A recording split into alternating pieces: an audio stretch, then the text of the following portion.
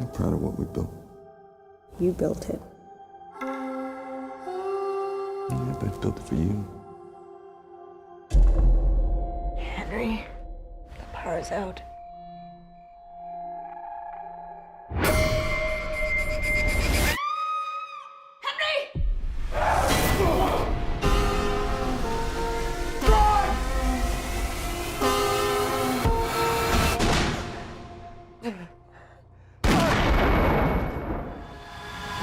Rick Hong here for Hollywood First Look. Today, I'm with director Adam Salky, and we're talking his movie, Intrusion.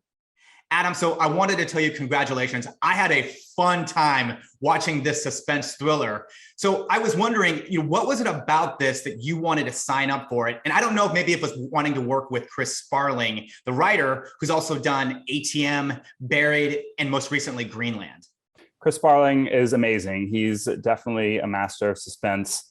And that is really where it all started for me. I read the script and I just was held on the edge of my seat. He really was kind of grabbing me by the shirt collar with this suspense and the secrets in this story and the twists and turns of where it goes.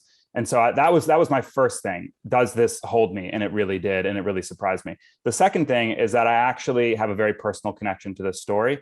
All of the movies that I make start with that. And in this one, it actually had to do with the protagonist's journey, Freida Pinto, as being a survivor of cancer, just like one of my best friends from growing up who went through the same experience at the same age as that character. Speaking of Freida Pinto, I mean, how was it working with her and having her as your protagonist? Freida Pinto is incredible. I'm biased, but she's incredible in this movie. I'm allowed to say that because I'm the director, but she really is fantastic. She's a standout performance in a standout movie, Slumdog Millionaire. I think a lot of people remember her from then, and I did too. And she just kind of exudes a warmth. And the character of Mira is a child and adolescent psychiatrist, and she had to have that side to her. I'm also really interested in surprises when it comes to casting. I directed Sarah Silverman in I Smile Back. That was her first drama. And Freida Pinto had actually never done a thriller before. So that excited me to see her do something that she'd never done before.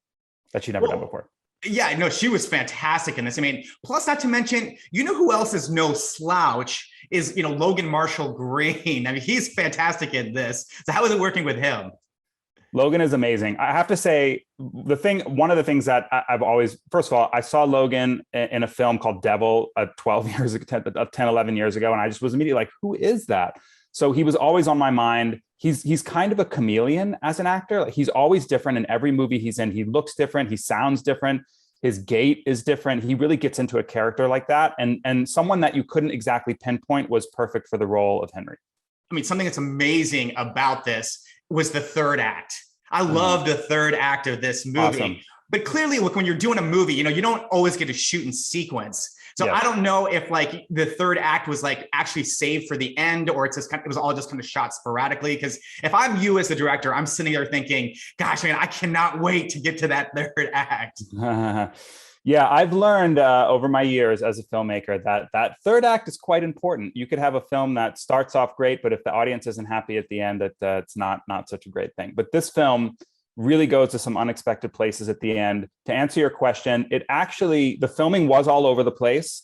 The scheduling was all over the place, but it did actually work out that the climax of the film was filmed at the end of the production schedule. Oh, awesome. And on top of that, because we filmed during the pandemic, there actually was a production shutdown right before that.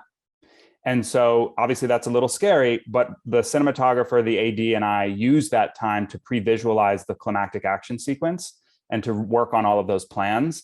And so thankfully, no one got sick, and we came back with an exponentially improved plan to film the ending.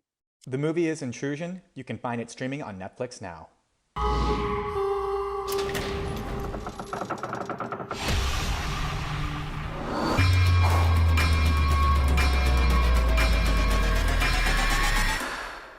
What would I hide from you?